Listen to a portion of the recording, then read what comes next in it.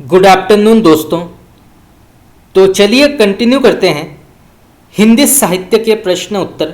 पहला सवाल, तो यहाँ पे प्रश्न पूछा गया है, बाबूजी, बंद रास्तों के बीच, दूसरा महाभारत, मेघना का निर्णय, गांव के लोग, तिरिया जन्म, विग्रह बाबू, जिंदगी का एक दिन, हरिहर काका और अन्य कहानियाँ, छह महिलाएं, माटी की महक, धरती गांव की, एक में अनेक, एक थे प्रोफेसर लाल, भोर होने से पहले, उस सत की बात। कहानी संग्रह के लेखक का नाम क्या है? तो बाबूजी, बंद रास्तों के बीच, दूसरा महाभारत, मेघना का निर्णय, गांव के लोग, तिरिया जन्म, विग्रह बाबू, जिंदगी का एक दिन, हरिहर काका और अन्य कहानियाँ, छह महिलाएं, माटी की महक, धरती गांव की, एक में अनेक, एक थे प्रोफेसर लाल, भोर होने से पहले, उस सत की बात। कहानी संग्रह के लेखक का नाम क्या है? तो इसका सही उत्तर होगा आपका मिथिलेश्वर। चलिए आगे बढ़ते हैं। 30 साल का सफ़रनामा, आप यहाँ हैं, भूमिका और अन्य कहानियाँ, दुनिया की सबसे हसीन औरत, प्रेत मुक्ति। कहानी संग्रह किसका माना जाता है?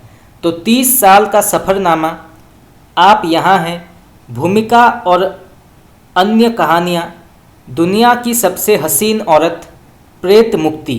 कहानी संग्रह के लेखक का नाम क्या है? तो इसका सही उत्तर होगा आपका संजीव। किशनगढ़ के अहेरी, सर्कस, सावधान नीचे आग है, धार। उपन्यास के लेखक का नाम क्या है? तो किशनगढ़ के अहेरी, सर्कस, सावधान नीचे आग है और धार। उपन्यास के लेखक का नाम क्या है? तो इसका सही उत्तर होगा आपका संजीव। चिन्हार कहानी संग्रह की लेखिका का नाम क्या है? तो चिन्हार कहानी संग्रह की लेखिका का नाम क्या है? तो इसका सही उत्तर होगा आपका मैत्रेय पुष्पा। रास्ता इधर से है और जो आदमी हम बना रहे हैं, कहानी संग्रह किसका माना जाता है? ये प्रश्न कई बार पूछा गया है, तो आप इसको नोट कर सकते हैं। तो रास्ता इधर से है और जो आदमी हम बना रहे हैं, कहानी संग्रह किसका माना जाता है? तो इसका सही उत्तर होगा आपका रघुवीर सहाय। चलिए आगे बढ़ते हैं। काठ का सपना कहानी संग्रह किसका माना जाता है? तो काठ का सपना कहानी संग्रह के लेखक का नाम क्या है? तो इसका सही उत्तर होगा आपका मुक्तिबोध। तो मुक्तिबोध इसके लेखक माने जाते हैं, तो आप इसको नोट कर सकते हैं। चलिए आगे बढ़ते हैं। आचार्य शुक्ल ने लाइट ऑफ एशिया नामक काव्य का अनुवाद किस शीर्षक से किया था? तो आचार्य शुक्ल ने लाइट ऑफ एशिया नामक काव्य का अनुवाद किस शीर्षक से किया था? उनका नाम क्या है? तो इसका सही उत्तर होगा आपका बुद्ध चरित्र। ये प्रश्न भी कई बार पूछा गया है, नेट में कई बार पूछा गया है, तो आप इसको नोट कर सकते हैं। चलिए आगे बढ़ते हैं। आचार्य शुक्ल ने रिडल ऑफ द यूनिवर्स का अनुवाद किस शीर्षक से किया है? तो आचार्य शुक्ल ने रिडल ऑफ द यूनिवर्स का अनुवाद किस शीर्षक से किया है? तो इसका सही उत्तर होगा आपका विश्व प्रपंच। बेतवा बहती रही और स्मृति दंश उपन्यास किसका माना जाता है? तो बेतवा बहती रही और स्मृति दंश उपन्यास किसका माना जाता है? तो इसका सही उत्तर होगा आपका मैत्रेय पुष्पा। हिंदी की किस बोली को साहित्य अकादमी द्वारा एक स्वतंत्र भाषा के रूप में मान्यता मिली हुई है? तो हिंदी की किस बोली को साहित्य अकादमी द्वारा एक स्वतंत्र भाषा के रूप में मान्यता मिली हुई है? तो इसका सही उत्तर होगा आपका मैथिली। चलिए आगे बढ़ते हैं। जंगल जहाँ शुरू होता है उपन्यास किसका माना जाता है? तो जंगल जहाँ शुरू होता है उपन्यास किसका माना जाता है? तो इसका सही उत्तर होगा आपका संजीव। मुर्दा स्थगित कहानी संग्रह के लेखक का नाम क्या है? तो मुर्दा स्थगित कहानी संग्रह के लेखक का नाम क्या है? तो इसका सही उत्तर होगा आपका महेश कटारे। संस्मरण हमसफरनामा के लेखक का नाम क्या है? तो संस्मरण हमसफरनामा के लेखक का नाम क्या है? तो इसके लेखक माने जाते हैं स्वयं प्रकाश। तो आप इसको नोट कर सकते हैं, यहाँ से भी कई बार प्रश्न पूछा गया है। कटौती काव्य संग्रह के लेखक का नाम क्या है? तो कटौती काव्य संग्रह के लेखक का नाम क्या है? तो इसके लेखक माने जाते हैं निलय उपाध्याय। चलिए आगे बढ़ते हैं। जयशंकर प्रसाद के द्वारा रचित अधूरा नाट्यकृति का नाम क्या है? तो जयशंकर प्रसाद के द्वारा रचित अधूरा नाट्यकृति का नाम क्या है? तो इसका सही उत्तर होगा आपका अग्निमित्र, और ये लिखा गया था 1934 में। तो अग्निमित्र लिखा गया था 1934 में, और ये प्रसाद जी का एक अधूरा नाट्यकृति माना जाता है। तो यहाँ से दो प्रकार के प्रश्न आ सकते हैं, तो आप इसको नोट कर सकते हैं। चलिए आगे बढ़ते हैं। आत्मकथा अपने अपने पिंजरे के लेखक का नाम क्या है? ये प्रश्न कई बार पूछा गया है, नेट में कई बार पूछा गया है। तो आत्मकथा अपने अपने पिंजरे के लेखक का नाम क्या है? तो इसका सही उत्तर होगा आपका मोहनदास नेमिष राय। तो मोहनदास नेमिष राय जो है ये आत्मकथा अपने अपने पिंजरे के लेखक माने जाते हैं। तो आप इसको नोट कर सकते हैं। और यहाँ से प्रश्न ये भी आ सकता है कि अपने अपने पिंजरे ये किस प्रकार की साहित्यिक विधा के अंतर्गत आती है? तो ये जो है आत्मकथा के अंतर्गत आती है। चलिए आगे बढ़ते हैं। आत्मकथा जूठन के लेखक का नाम क्या है? तो आत्मकथा जूठन के लेखक का नाम क्या है? तो इसका सही उत्तर होगा आपका ओम प्रकाश वाल्मीकि। आत्मकथा तबादला के लेखक का नाम क्या है? तो आत्मकथा तबादला के लेखक का नाम क्या है? तो इसके लेखक माने जाते हैं सूरजपाल चौहान।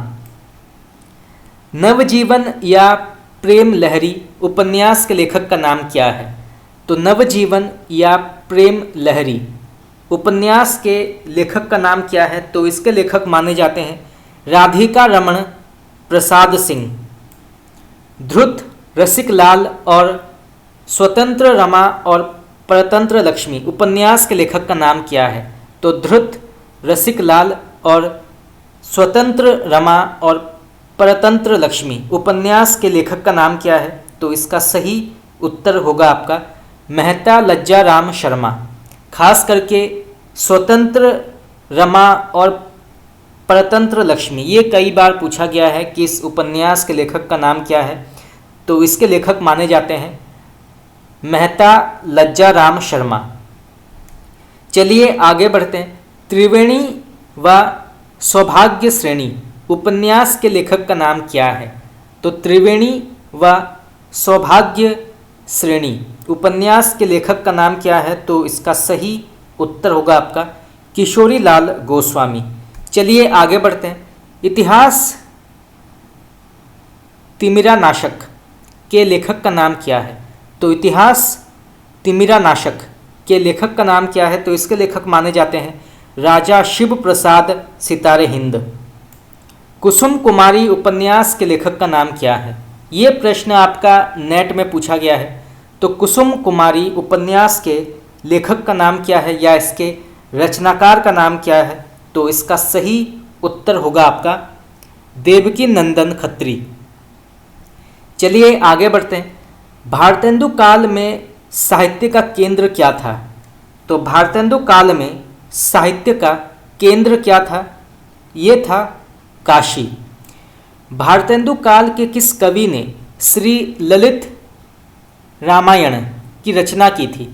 तो भारतेंदु काल के किस कवि ने श्री ललित रामायण की रचना की थी? तो इसका सही उत्तर होगा आपका हरिनाथ पाठक। ये प्रश्न भी कई बार पूछा गया है, तो इसे भी जानना आवश्यक है। चलिए नेक्स्ट क्वेश्चन आगे बढ़ते हैं। यहाँ पे प्रश्न पूछा गया है, भारत में शिक्षा के प्रचार प्रसार के लिए वुड घोषणा पत्र कब प्रकाशित हुआ था? तो भारत में शिक्षा के प्रचार प्रसार के लिए वुड घोषणा पत्र कब प्रकाशित हुआ था? तो इसका सही उत्तर होगा आपका 1854। तो आप इसको नोट कर सकते हैं 1854। भारत में मुद्रण यंत्र स्थापित करने का श्रेय किसे जाता है? तो भारत में मुद्रण यंत्र स्थापित करने का श्रेय किसे जाता है? तो इसका सही उत्तर होगा आपका पुर्तगालियों को। चलिए आगे बढ़ते हैं। 1821 में संवाद कौमुदी नामक साप्ताहिक बंगला पत्र का प्रकाशन किसके सहयोग से हुआ था? तो 1821 में संवाद कौमुदी नामक साप्ताहिक बंगला पत्र का प्रकाशन किसके सहयोग से हुआ था? तो इसका सही उत्तर होगा आपका राजा राम मोहन रॉय। तो राजा राम मोहन रॉय के सहयोग से संवाद कौमुदी नामक साप्ताहिक बंगला पत्र का प्रकाशन हुआ था। तो आप इसको नोट कर सकते हैं, यहाँ से प्रश्न आ सकता है। चलिए आगे बढ़ते हैं। हिंदी का पहला दैनिक पत्र समाचार सुधा वर्षण, जिसका समय माना जाता है 1854 और जो कलकत्ता शहर से प्रकाशित होता था, इसके संपादक का नाम क्या है? तो हिंदी का पहला दैनिक पत्र समाचार सुधा वर्षण के संपादक का नाम क्या है? तो इसका सही उत्तर होगा आपका श्याम सुंदर सेन। चलिए आगे बढ़ते हैं। किस वायसरॉय ने 1799 में प्रेस की स्वतंत्रता समाप्त कर दी थी? तो किस वायसरॉय ने 1799 में प्रेस की स्वतंत्रता समाप्त कर दी थी? उनका नाम क्या है? तो इसका सही उत्तर होगा आपका वेलेजली। राजा राममोहन रॉय के द्वारा राजा राममोहन रॉय के पश्चात ब्रह्म समाज को किसने आगे बढ़ाया? तो राजा राममोहन रॉय के पश्चात ब्रह्म समाज को किसने आगे बढ़ाया? उनका नाम क्या है? तो इसका सही उत्तर होगा आपका देवेंद्र नाथ टैगोर और केशव चंद्र सेन। तो राजा राममोहन रॉय के पश्चात ब्रह्म समाज को आगे बढ़ाया देवेंद्र नाथ टैगोर और केशव चंद्र सेन। चलिए आगे बढ़ते हैं। 1867 में केशव चंद्र सेन के प्रभाव से बंबई में प्रार्थना समाज की स्थापना हुई। इसके प्रमुख उन्नायक कौन थे? तो 1867 में केशव चंद्र सेन के प्रभाव से बंबई में प्रार्थना समाज की स्थापना हुई। इसके प्रमुख उन्नायक कौन थे? उनका नाम क्या है? तो इसका सही उत्तर होगा आपका महादेव गोविंद रानाडे। तो यहाँ से प्रश्न आ सकता है, तो आप इसको नोट कर सकते हैं। चलिए आगे बढ़ते हैं। बंगला में ब्रह्म समाज के विरोध में धर्म सभा 1830 की स्थापना किसने किया था? तो बंगला में ब्रह्म समाज के विरोध में धर्म सभा की स्थापना किसने किया था? तो इसका सही उत्तर होगा आपका राधाकांत देव। चलिए आगे बढ़ते हैं। 1875 में न्यूयॉर्क अमेरिका में थियोसॉफिकल सोसाइटी की स्थापना किसने की थी? तो 1875 में न्यूयॉर्क में थियोसॉफिकल सोसाइटी की स्थापना किसने की थी? तो इसका सही उत्तर होगा आपका मदाम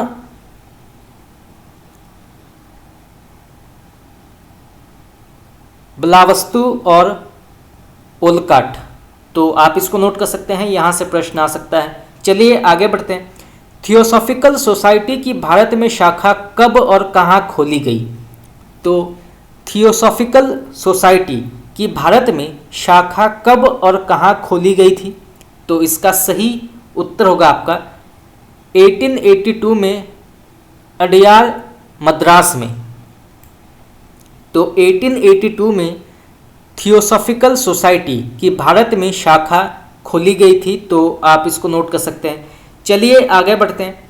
भारतेंदु ने अपनी किस कविता में विदेशी वस्तुओं के बहिष्कार की प्रत्यक्ष रूप से प्रेरणा दी थी? ये प्रश्न भी कई बार पूछा गया है, तो आप इसको नोट कर सकते हैं। तो भारतेंदु ने अपनी किस कविता में विदेशी वस्तुओं के बहिष्कार की प्रत्यक्ष रूप से प्रेरणा दी थी? तो इसका सही उत्तर होगा आपका प्रबोधिनी। तो आप इसको नोट कर सकते हैं, यहाँ से प्रश्न आ सकता है। चलिए आगे बढ़ते हैं। महावीर प्रसाद द्विवेदी ने सरस्वती में किस चित्रकार के अनेक चित्रों को प्रकाशित किया था? तो महावीर प्रसाद द्विवेदी ने सरस्वती में किस चित्रकार के अनेक चित्रों का प्रकाशन करवाया था? तो इसका सही उत्तर होगा आपका रवि वर्मा। चलिए आगे बढ़ते हैं। यहाँ पर एक पंक्ति दिया गया है, तो बताना है इस पंक्ति के लेखक का नाम क्या है। तो सबसे पहले पंक्ति पढ़ते हैं।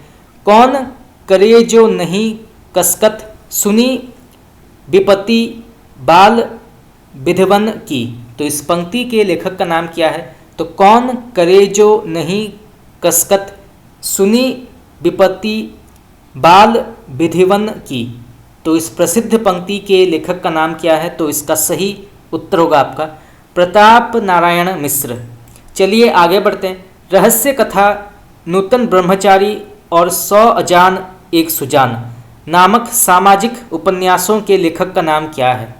तो रहस्य कथा नूतन ब्रह्मचारी और 100 अजान एक सुजान नामक सामाजिक उपन्यासों के लेखक का नाम क्या है? तो इसका सही उत्तर होगा आपका बाल कृष्ण भट्ट। भारतेंदु का कौन सा नाटक कृष्ण चरित्र संबंधी माना जाता है? तो भारतेंदु का कौन सा नाटक कृष्ण चरित्र संबंधी माना जाता है? तो इसका सही उत्तर होगा आपका श्री चंद्रावली। चलिए आगे बढ़ते हैं। आधुनिक काल को नवीन काल की संज्ञा किसने दी है? तो आधुनिक काल को नवीन काल की संज्ञा किसने दिया है? तो इसका सही उत्तर होगा आपका गुलाब राय। किस पत्र को भाषा गढ़ने की टकसाल कहा जाता है? तो किस पत्र को भाषा गढ़ने की टकसाल कहा जाता है? तो इसका सही उत्तर होगा आपका बंगवासी। ये प्रश्न भी कई बार पूछा गया है, तो इसे भी जानना आवश्यक है। चलिए आगे बढ़ते हैं। राधा चरण गोस्वामी का पत्र भारतेंदु कहाँ से प्रकाशित होता था? तो राधा चरण गोस्वामी का पत्र भारतेंदु कहाँ से प्रकाशित होता था? तो इसका सही उत्तर होगा आपका वृंदावन लाल वृंदावन से। तो भारतेंदु पत्र जो है ये वृंदावन शहर से प्रकाशित होता था, तो आप इसको नोट कर सकते हैं। चलिए आगे बढ़ते हैं। नए जमाने की मुकरी शीर्षक से मुकरियों की रचना किसने की थी? तो नए जमाने की मुकरी शीर्षक से मुकरियों की रचना किसने की थी? तो इसका सही उत्तर होगा आपका भारतेंदु हरिश्चंद्र ने। द्विवेदी युग को जागरण सुधार काल किस आलोचक ने कहा है?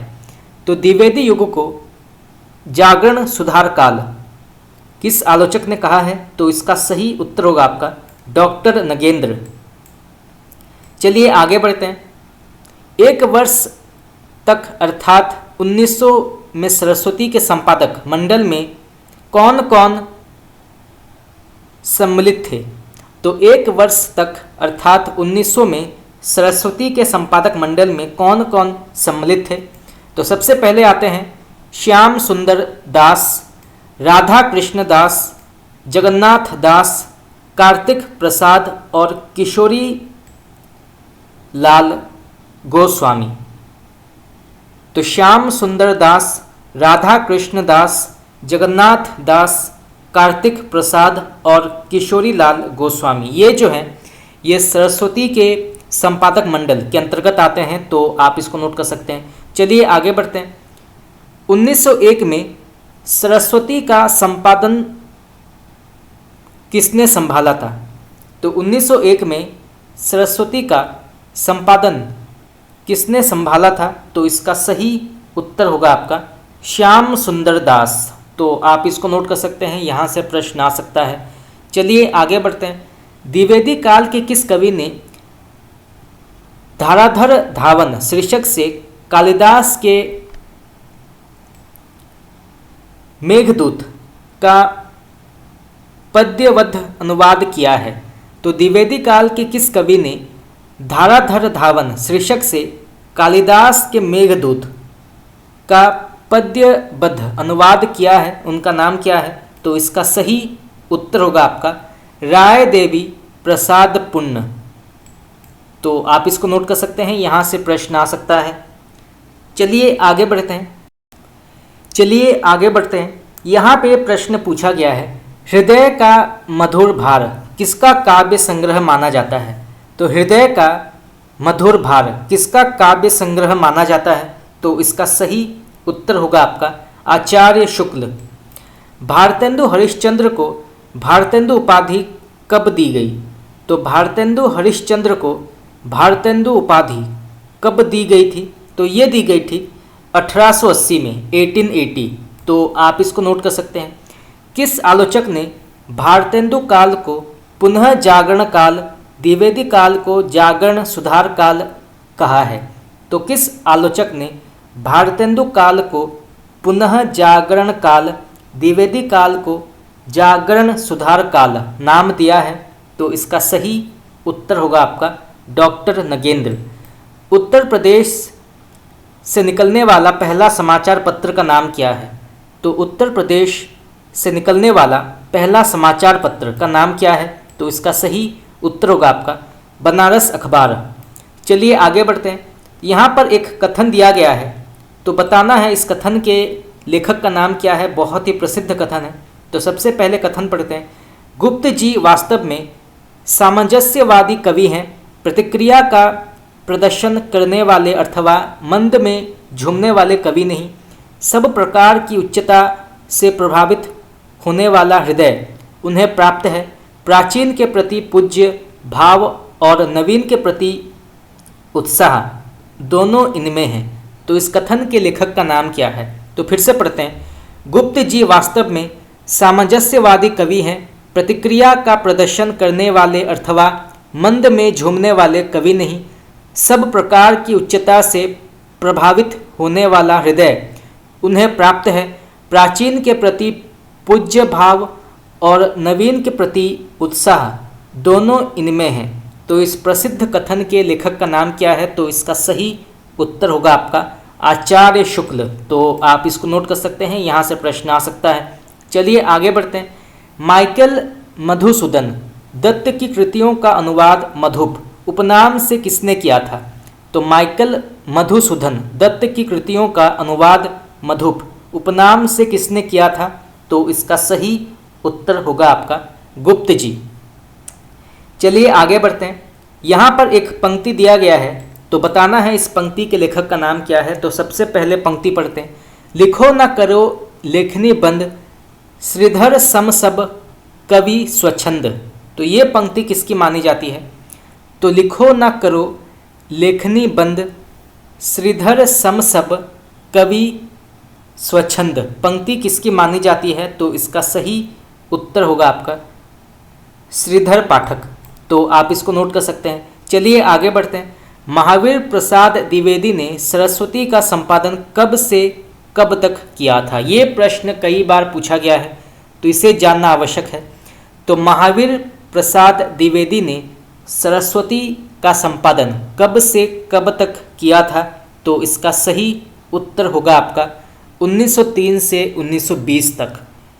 तो 1903 से 1920 तक महावीर प्रसाद द्विवेदी ने सरस्वती पत्रिका का संपादन किया था, और इनके कार्यकाल में ब्रज भाषा, खास करके खड़ी बोली भाषा का बहुत विकास हुआ था, और खड़ी बोली से जुड़े जो प्रसिद्ध रचनाकार थे वो बहुत ही प्रचलित हुए थे, उनके रचनाएं बहुत प्रचलित हुई थी और हिंदी साहित्य में उनको एक ख्याति अर्जित हुई थी। और ऐसा माना जाता है कि खड़ी बोली की जो अधिकांश साहित्यकार थे उनकी सफलता के पीछे अगर कोई व्यक्ति है तो वो है महावीर प्रसाद द्विवेदी। तो इनके बारे में जानना आवश्यक है। चलिए आगे बढ़ते हैं। उमर खयाम की रुबाइयाँ के लेखक का नाम क्या है? तो उमर खयाम की रुबाइयाँ के लेखक का नाम क्या है? तो इसका सही उत्तर होगा आपका गुप्त जी। श्रीदामा नाटक के रचयिता का नाम क्या है? तो श्रीदामा नाटक के रचयिता का नाम क्या है? तो इसका सही उत्तर होगा आपका राधा चरण गोस्वामी। तो राधा चरण गोस्वामी जो हैं ये श्रीदामा नाटक के लेखक माने जाते हैं। चलिए आगे बढ़ते हैं। झलमला कहानी के लेखक का नाम क्या है? तो झलमला कहानी के लेखक का नाम क्या है? तो इसका सही उत्तर होगा आपका पद्मलाल पुन्नालाल बख्शी। काशी में हिंदी गल्पमाला पत्रिका का प्रकाशन कब प्रारंभ हुआ था? तो काशी से हिंदी गल्पमाला पत्रिका का प्रकाशन कब प्रारंभ हुआ था? तो इसका सही उत्तर होगा आपका 1918 1918। तो आप इसको नोट कर सकते हैं। चलिए आगे बढ़ते हैं। बाल मुकुंद गुप्त के द्वारा संपादित पत्र का नाम क्या है? तो बाल मुकुंद गुप्त के द्वारा संपादित पत्र का नाम क्या है? तो इसका सही उत्तर होगा आपका अखबार चुनार, कोहिनूर, हिंदी हिंदुस्तान, हिंदी बंगवासी और भारत मित्र। चलिए आगे बढ़ते हैं। हिंदी गल्प कला का विकास और कहानी कला तथा एक प्रसिद्ध गल्पकार के विचार शीर्षक निबंध के रचनाकार का नाम क्या है? तो हिंदी गल्प कला का विकास और कहानी कला तथा एक प्रसिद्ध गल्पकार के विचार शीर्षक निबंध के लेखक का नाम क्या है? तो इसका सही उत्तर होगा आपका प्रेमचंद। तो आप इसको नोट कर सकते हैं, यहाँ से प्रश्न आ सकता है। चलिए आगे बढ़ते हैं। किस साहित्यकार ने विजयानंद दुबे के नाम से बाल मुकुंद गुप्त के शिव शंभू के चिट्ठे के तर्ज पर विजयानंद दुबे की चिट्ठियां लिखी जो चांद पत्रिका में धारावाहिक रूप में प्रकाशित हुई? तो फिर से पढ़ते हैं। किस साहित्यकार ने विजयानंद दुबे के नाम से बाल मुकुंद गुप्त के शिव शंभू के चिट्ठे के तर्ज पर विजयानंद दुबे की चिट्ठियां लिखी जो चांद पत्रिका में धारावाहिक रूप में प्रकाशित हुई? तो इसका सही उत्तर होगा आपका विशंभर नाथ शर्मा कौशिक। तो आप इसको नोट कर सकते हैं, यहाँ से प्रश्न आ सकता है। चलिए आगे बढ़ते हैं। बद्रिकाश्रम यात्रा किसकी रचना मानी जाती है? तो बद्रिकाश्रम यात्रा किसकी रचना मानी जाती है? तो इसका सही उत्तर होगा आपका देवी प्रसाद खत्री। तो आप इसको नोट कर सकते हैं। घनाक्षरी नियम रत्नाकर किसकी कृति मानी जाती है? तो घनाक्षरी नियम रत्नाकर किसकी कृति मानी जाती है? इसके लेखक का नाम क्या है? तो इसका सही उत्तर होगा आपका जगन्नाथ दास रत्नाकर। चलिए आगे बढ़ते हैं। धृत रसिक लाल, हिंदू गृहस्थ, आदर्श दंपति, बिगड़े का सुधार, आदर्श हिंदू, स्वतंत्र रमा और परतंत्र लक्ष्मी उपन्यास के लेखक का नाम क्या है? तो इसका सही उत्तर होगा आपका मेहता लज्जाराम शर्मा। चलिए आगे बढ़ते हैं। अयोध्या सिंह उपाध्याय हरियोध के उपन्यास ठेठ हिंदी का ठाठ का अधूरा नाम क्या है? तो अयोध्या सिंह उपाध्याय हरियोध के उपन्यास ठेठ हिंदी का ठाठ का अधूरा नाम क्या है? तो इसका सही उत्तर होगा आपका देववाला। तो देववाला जो है इसके दूसरा नाम है ठेठ हिंदी का ठाठ का। तो आप इसको नोट कर सकते हैं। चलिए आगे बढ़ते हैं। छायावादी कविताओं का प्रथम काव्य संकलन का नाम क्या है? तो छायावादी कविताओं का प्रथम काव्य संकलन का नाम क्या है? तो इसका सही उत्तर होगा आपका जयशंकर प्रसाद के द्वारा रचित झरना, जो प्रकाशित हुई थी 1918 में, 1918। तो आप इसको नोट कर सकते हैं, यहाँ से प्रश्न आ सकता है। चलिए आगे बढ़ते हैं। धिक धाय तुम यो अनाहुत, धो दिया श्रेष्ठ कुल धर्म धूत, राम के नहीं काम के सूत कहलाए। ये पंक्ति किसकी मानी जाती है? तो धिक धाय तुम यो अनाहुत, धो दिया श्रेष्ठ कुल धर्म धूत, राम के नहीं काम के सूत कहलाए। तो ये पंक्ति किसकी मानी जाती है? तो इसका सही उत्तर होगा आपका निराला, और ये जो है तुलसीदास काव्य के अंतर्गत आती है, तो आप इसको नोट कर सकते हैं। चलिए आगे बढ़ते हैं। निराला की कौन सी काव्य कृति उनके मरणोपरांत प्रकाशित हुई थी? तो निराला की कौन सी काव्य कृति उनके मरणोपरांत प्रकाशित हुई थी? तो इसका सही उत्तर होगा आपका सांध्य काकली, और ये प्रकाशित हुई थी 1969 में। तो आप इसको नोट कर सकते हैं, यहाँ से प्रश्न आ सकता है। चलिए आगे बढ़ते हैं। साहित्य की मुक्ति उसके काव्य में देख पड़ती है, इस तरह जाति के मुक्ति प्रयास का पता चलता है। धीरे धीरे चित्र प्रियता छूटने लगती है, मन एक खुली प्रशस्त भूमि में विहार करने लगती है। तो इस प्रसिद्ध कथन के लेखक का नाम क्या है? तो इसका सही उत्तर होगा आपका निराला। चलिए आगे बढ़ते हैं।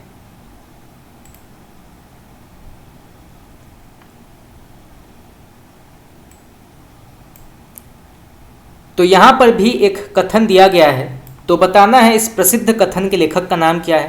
प्रातः सभी कलाओं के लिए मृत आवश्यक है, अप्रतिहत मूर्ति प्रेम ही कला की जन्मदात्री है, जो भावनापूर्ण सर्वांग सुंदर मूर्ति खींचने में जितना कृत विद्य है, वह उतना बड़ा कलाकार है। तो इस कथन के लेखक का नाम क्या है? तो फिर से पढ़ते हैं। प्रातः सभी कलाओं के लिए मृत आवश्यक है, अप्रतिहत मूर्ति प्रेम की कला की जन्मदात्री है, जो भावनापूर्ण सर्वांग सुंदर मूर्ति खींचने में जितना कृत विद्य है, वह उतना बड़ा कलाकार है। तो इस कथन के लेखक का नाम क्या है? तो इसका सही उत्तर होगा आपका निराला। चलिए आगे बढ़ते हैं। प्रसाद के चित्रधारा प्रकाशन हुआ था 1918 में हुआ था।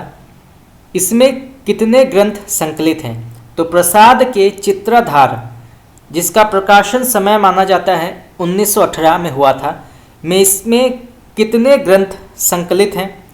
तो इसमें जो है कुल मिलाकर 10 ग्रंथ आते हैं। सबसे पहला कानन कुसुम, फिर प्रेम पथिक, फिर महाराणा का महत्व, फिर करुणालय, फिर सम्राट चंद्रगुप्त मौर्य, फिर छाया, फिर उर्वशी, फिर राज्यश्री, प्रायश्चित और फिर कल्याणी परिणय। तो ये 10 महत्वपूर्ण ग्रंथ के नाम हैं जो प्रसाद के चित्राधार के अंतर्गत आते हैं।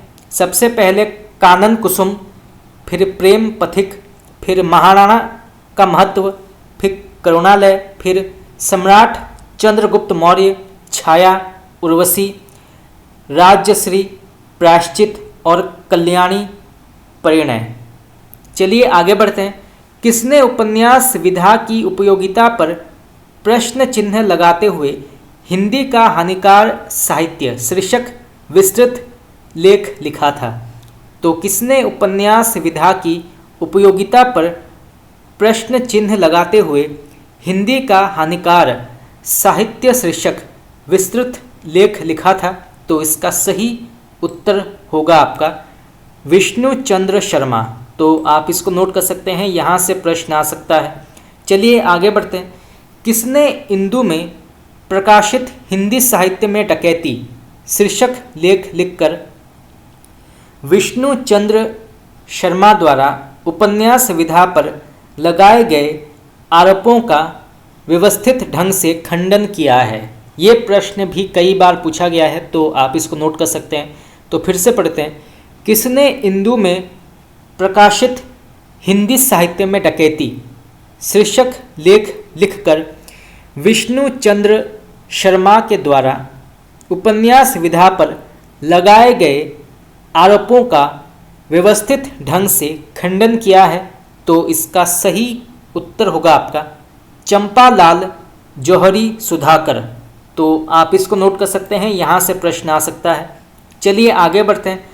मनुष्य ही कला का लक्ष्य है, ये कथन किसका माना जाता है? तो मनुष्य ही साहित्य का लक्ष्य है। तो इस कथन के लेखक का नाम क्या है? तो इसका सही उत्तर होगा आपका आचार्य हजारी प्रसाद द्विवेदी। तो मनुष्य ही साहित्य का लक्ष्य है, इस कथन के लेखक हैं हजारी प्रसाद द्विवेदी। आप इसको नोट कर सकते हैं।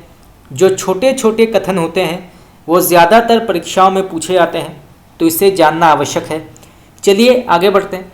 बुरा आदमी भी बुरा नहीं होता, उसमें कहीं देवता अवश्य छिपा होता है, यह मनोवैज्ञानिक सत्य है। ये कथन किसका माना जाता है? ये भी कई बार पूछा गया है, तो आप इसको नोट कर सकते हैं। तो बुरा आदमी भी बुरा नहीं होता, उसमें कहीं देवता अवश्य छिपा होता है, ये मनोवैज्ञानिक सत्य है। तो इस कथन के लेखक का नाम क्या है? तो इसका सही उत्तर होगा आपका प्रेमचंद। चलिए आगे बढ़ते हैं। शशांक अनुदित उपन्यास के लेखक का नाम क्या है? तो शशांक अनुदित उपन्यास के लेखक का नाम क्या है? तो इसका सही उत्तर होगा आपका आचार्य शुक्ल। 1914 सरस्वती में प्रकाशित हिंदी कविता किस ढंग की हो शीर्षक लेख के लेखक का नाम क्या है? तो 1914 सरस्वती में प्रकाशित हिंदी कविता किस ढंग की हो शीर्षक लेख के लेखक का नाम क्या है? तो इसका सही उत्तर होगा आपका गुप्त जी। 1912 में सरस्वती में जगन्नाथ प्रसाद भानु के काव्य प्रभाकर नामक ग्रंथ की समीक्षा किसने की थी? तो 1912 में सरस्वती में जगन्नाथ प्रसाद भानु के काव्य प्रभाकर नामक ग्रंथ की समीक्षा किसने की थी? तो इसका सही उत्तर होगा आपका गुप्त जी। तो आप इसको नोट कर सकते हैं, यहाँ से प्रश्न आ सकता है। चलिए आगे बढ़ते हैं। बंगाल का अकाल, खादी के फूल, सूत की माला, धार के इधर उधर, आरती और अंगारे, बुद्ध और नाचघर, त्रिभंगिमा, चार खेमे 64 खूंटे, दो चट्टाने, जाल समेटा किसका काव्य संग्रह माना जाता है? तो फिर से पढ़ते हैं। बंगाल का अकाल, खादी के फूल, सूत की माला, धार के इधर उधर, आरती और अंगारे, बुद्ध और नाचघर, त्रिभंगिमा, चार खेमे 64 खूंटे, दो चट्टाने, जाल समेटा किसका काव्य संग्रह माना जाता है? तो इसका सही उत्तर होगा आपका बच्चन। मध्यकाल में जायसी के पद्मावत का बंगला अनुवाद किस कवि ने किया है? ये प्रश्न भी कई बार पूछा गया है, तो आप इसको नोट कर सकते हैं। तो मध्यकाल में जायसी के पद्मावत का बंगला में अनुवाद किसने किया है? तो इसका सही उत्तर होगा आपका अलओल ने। कवि नामक लघु पत्रिका का 1958 में काशी से किसने प्रकाशन संपादन किया? तो कवि नामक लघु पत्रिका का 1958 में काशी से किसने प्रकाशन संपादन किया था? तो इसका सही उत्तर होगा आपका विष्णु चंद्र शर्मा। किंतु उनके अर्थात प्रसाद के नाटकों में सबसे बड़ा दोष ये माना जाता है कि वे रंगमंच के योग्य नहीं होते। ये कथन किसका माना जाता है? तो प्रसाद के नाटकों में सबसे बड़ा दोष यह माना जाता है कि वे रंगमंच के योग्य नहीं होते।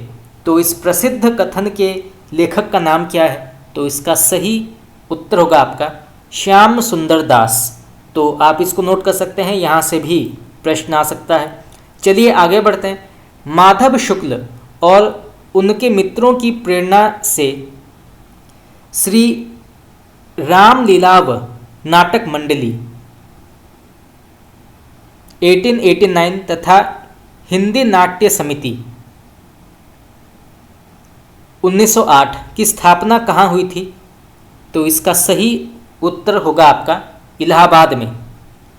भारतेंदु नाटक मंडली 1906 और नागरी नाटक मंडली 1902 की स्थापना कहाँ हुई थी? तो भारतेंदु नाटक मंडली 1906 और नागरी नाटक मंडली 1902 की स्थापना कहाँ हुई थी? तो इसका सही उत्तर होगा आपका काशी। माधव शुक्ल के प्रयत्नों से हिंदी नाट्य परिषद 1906 की स्थापना कहाँ हुई थी? तो माधव शुक्ल के प्रयत्नों से हिंदी नाट्य परिषद 1906 की स्थापना कहाँ हुई थी? तो इसका सही उत्तर होगा आपका कलकत्ता में। सीय स्वयंवर और महाभारत पूर्वार्ध नाटक के रचनाकार का नाम क्या है? तो सीय स्वयंवर और महाभारत पूर्वार्ध नाटक के लेखक का नाम क्या है? तो इसका सही उत्तर होगा आपका माधव शुक्ल। महाराणा प्रताप नाटक के लेखक का नाम क्या है? तो महाराणा प्रताप नाटक के लेखक का नाम क्या है? तो इसका सही उत्तर होगा आपका राधा कृष्ण दास। तो आप इसको नोट कर सकते हैं, यहाँ से प्रश्न आ सकता है। चलिए नेक्स्ट क्वेश्चन आगे बढ़ते हैं। छंद योगिनी और प्रबुद्ध यामुन अथवा यमुनाचार्य चरित्र नाटक के लेखक का नाम क्या है? तो छंद योगिनी और प्रबुद्ध यामुन अथवा यमुनाचार्य चरित्र नाटक के रचनाकार का नाम क्या है? तो इसका सही उत्तर होगा आपका वियोगी हरि। प्रद्युम्न विजय व्यायोग और रुक्मिणी परिणय नाटक के लेखक का नाम क्या है? तो प्रद्युम्न विजय व्यायोग और रुक्मिणी परिणय नाटक के लेखक का नाम क्या है? तो इसका सही उत्तर होगा आपका हरिऔध। खास करके ये प्रश्न कई बार पूछा गया है कि रुक्मिणी परिणय नाटक के लेखक का नाम क्या है? तो इसके लेखक माने जाते हैं अयोध्या सिंह उपाध्याय हरिऔध। तो आप इसको नोट कर सकते हैं। चलिए आगे बढ़ते हैं। अत्याचार का परिणाम नाटक के लेखक का नाम क्या है? तो अत्याचार का परिणाम नाटक के लेखक का नाम क्या है? तो इसका सही उत्तर होगा आपका विशंभरनाथ शर्मा कौशिक। सुभद्रा और जयंत नाटक के लेखक का नाम क्या है? तो सुभद्रा और जयंत नाटक के लेखक का नाम क्या है? तो इसका सही उत्तर होगा आपका राम नरेश त्रिपाठी। चलिए आगे बढ़ते हैं। तो यहाँ पर एक कथन दिया गया है, तो बताना है इस कथन के लेखक का नाम क्या है। तो सबसे पहले कथन पढ़ते हैं। ब्रज भाषा कवियों में लाक्षणिक साहस किसी ने दिखाया तो घनानंद ने। इस तृतीय उत्थान में सबसे अधिक लाक्षणिक साहस पंत जी ने अपने पल्लव में दिखाया। तो ये कथन किसका माना जाता है? तो ब्रज भाषा कवियों में लाक्षणिक साहस किसी ने दिखाया तो वो घनानंद ने। इस तृतीय उत्थान में सबसे अधिक लाक्षणिक साहस पंत जी ने अपने पल्लव में दिखाया। तो ये कथन किसका माना जाता है? तो इसका सही उत्तर होगा आपका आचार्य शुक्ल। चलिए आगे बढ़ते हैं। यहाँ पे प्रश्न पूछा गया है, इस वेदना को लेकर इन्होंने हृदय की ऐसी अनुभूतियाँ सामने रखी है जो लोकोत्तर हैं। कहाँ तक वे वास्तविक अनुभूतियाँ हैं और कहाँ तक अनुभूतियों की रमणीय कल्पना है, यह नहीं कहा जा सकता। महादेवी वर्मा के संदर्भ में ये कथन किसका माना जाता है? तो फिर से पढ़ते हैं। इस वेदना को लेकर इन्होंने हृदय की ऐसी अनुभूतियाँ सामने रखी है जो लोकोत्तर हैं।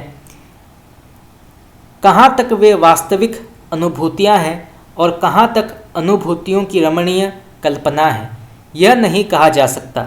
महादेवी वर्मा के संदर्भ में ये कथन किसका माना जाता है? तो इसका सही उत्तर होगा आपका आचार्य शुक्ल।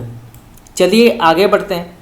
अंजना ऑनरेरी मैजिस्ट्रेट और भाग्य चक्र नामक सामाजिक नाटक के लेखक का नाम क्या है? तो अंजना ऑनरेरी मैजिस्ट्रेट और भाग्य चक्र नामक सामाजिक नाटक के लेखक का नाम क्या है? तो इसका सही उत्तर होगा आपका सुदर्शन। चलिए आगे बढ़ते हैं। चार बेचारे किस साहित्यकार के एकांकी प्रहसनों का संग्रह है? तो चार बेचारे किस साहित्यकार के एकांकी प्रहसनों का संग्रह है? तो इसका सही उत्तर होगा आपका उग्र। तो दोस्तों, इसी के साथ हमारा आज का प्रश्न उत्तर क्लास यहाँ पे समाप्त हुआ। आज हमने कुछ और विशेष हिंदी साहित्य के जो विविध विधाएं हैं उनसे जुड़े प्रश्न उत्तर की चर्चा की। आगे हम इसको और भी कंटिन्यू करेंगे। परंतु अगर आप चाहते हैं कि मैं आपको हिंदी ग्रामर के भी क्लास कराऊं तो आप मुझे कमेंट करके बता सकते हैं। इससे पहले हमने पर्यायवाची शब्द, अनेकार्थक शब्द, विलोम शब्द, मुहावरे, लोकोक्तियों की चर्चा की है। इसके अलावा तत्सम तद्भव शब्दों की भी चर्चा की है। तो आगे हम इसको कंटिन्यू कर सकते हैं, तो आप मुझे कमेंट करके बता सकते हैं। परंतु आज के लिए इतना ही। अगर आप लोगों को मेरा क्लास पसंद आया तो आप मुझे कमेंट करके बता सकते हैं। आपका बहुत बहुत धन्यवाद।